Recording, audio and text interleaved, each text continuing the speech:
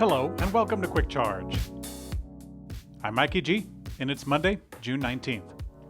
Tesla has released a rare and interesting look at its latest Supercharger monitoring system in a promotional video in which they say they have solved range anxiety. In the video, there are a few frames that reveal the monitoring system, and you can see the status of all Supercharger stations in North America. It shows that Tesla has access to quite a granular detail level, helping the automaker maintain the level of reliability the Supercharger network is known for. It's going to be particularly useful in the next few years, as Tesla is expected to onboard many new vehicles to the network as it increases its own production. On top of that, EVs from other automakers are going to use the Supercharger network through the adoption of the NACS.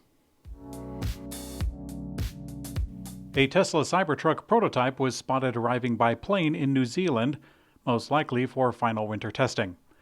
At Electrek, along with about 1.5 million reservation holders, we have been watching the Cybertruck closely to get an idea of when the first deliveries will happen and in what volume. Winter testing is one of several signs that the vehicle is on its way, as the company shipped the vehicle down to New Zealand where it is currently in the winter. Tesla has already put the Cybertruck through winter testing in Alaska, where they have their own proving grounds. But now, Tesla is checking off the last few boxes, perhaps in a hurry. Tesla has added a discount to the new inventory of Model S and X vehicles and 3 years of free supercharging for deliveries by the end of the quarter. With the end of the quarter approaching, Tesla is looking to deliver as much as reasonably possible. After dropping the price of the new S and X significantly earlier this year, Tesla is now giving an extra discount of up to $8,000 off some of the trim levels. On top of that, Tesla is giving 3 years of supercharging for the buyers who take delivery by June 30th. This is the lowest the Model S has been in quite a long time, and with 3 years of charging, it's starting to look like a pretty good deal. Tesla announced that it produced 10 million 4680 battery cells at Giga Texas. It's a good sign for the automaker's production ramp-up, which relies heavily on the new cell. This cell is critical to Tesla's longer-term success, as the automaker claims it has the potential to reduce battery costs by over 50% with this new design. Tesla has been trying to bring it to volume production for a few years, but it's run into some bottlenecks. But now, Tesla has revealed that Giga Texas has recently produced its 10 millionth cell. To be clear, that's the total production to date and not current output, which is a number that will give profitability and production analysis a very fine perspective. U.S. auto safety regulators are investigating the Hyundai IONIQ 5 after 30 complaints were sent to the National Highway Traffic Safety Administration over reports of power loss.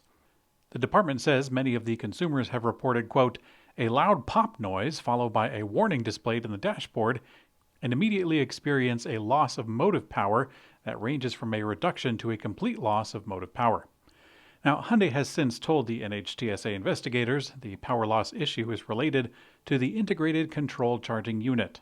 This component powers the vehicle to load function, allowing the car owner to power external electronics and even charge another vehicle, all from the IONIQ 5 battery. The initial review suggests that when the control unit receives too much current, it can damage transistors, resulting in the inability to charge the 12-volt battery. The clock is ticking if you plan to buy the Chevy Bolt EV or EUV. General Motors is discontinuing the Bolt later this year, and the last day for getting your order is coming up. According to GM Authority, sources say that the last order cycle for the Bolt EV and EUV starts on Thursday, August 17th. Dealers will have a few weeks to submit their orders, as production is scheduled to end on November 7th of 23. General Motors will reportedly produce 70,000 units this year, which is quite a bit compared to around 44,000 last year. General Motors plans to phase out Bolt production in the Lake Orion plant in Michigan to make room for the upcoming Chevy Silverado pickup. Although the model's current generation is being discontinued, CEO Mary Barra has hinted that the Bolt EV will live on as an Ultium-based EV at some point in the future. Kia has begun deliveries of its flagship EV9 SUV as it looks to continue expanding its brand into the age of electrification. Kia says the EV9 offers true SUV capabilities with a 7.8-inch ground clearance, up to 82 cubic feet of cargo space, all-wheel drive, and up to 5,000 pounds of towing. Powered by 2 electric motors, the EV9 offers up to 379 horsepower, 516 pound-feet of torque, and the 99.8 kilowatt-hour battery could allow for up to 311 miles of range. Kia's new EV9 is expected to go on sale in the U.S. in the fourth quarter of this year and will be assembled in West Point, Georgia, which is actually the first EV from Kia to be built in the U.S. Now, despite the anticipation of its 3-row SUV, the Kia EV9, Kia plans to downsize with smaller models, including an entry-level EV and an electric crossover. Earlier this year, Kia revealed its EV5 concept, which will sit between the Niro EV and the EV6. Kia says the production version will be launched later this year in China and will later be available in Europe. Meanwhile, Kia is looking to make an even smaller vehicle, something like the Jeep Avenger rival, that could be called the EV3. David Hilbert, the marketing director for Kia Europe, told Autocar that the B-segment market in Europe is quite the attractive apple. And Hyundai, the parent company, is already developing a successor to its current eGMP platform.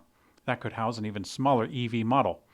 Kia plans to build a small, mid-sized EV from 2025 at its Slovakia factory.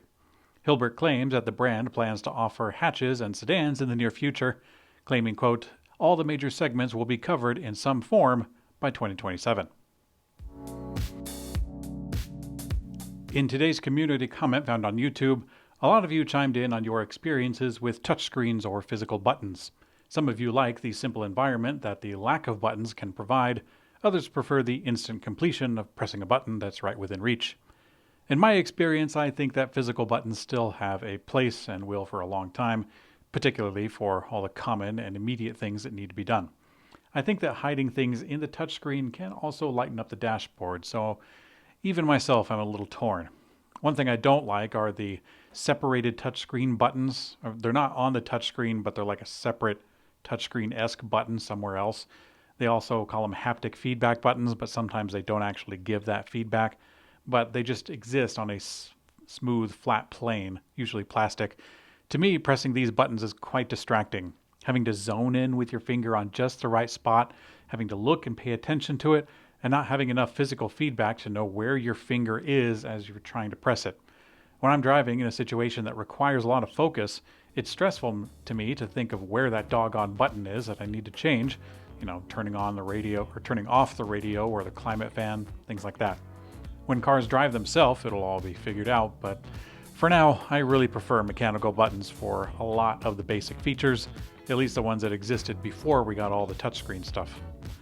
Thanks for watching Quick Charge by Electrek. I'm Mikey G, and I hope you have a great day.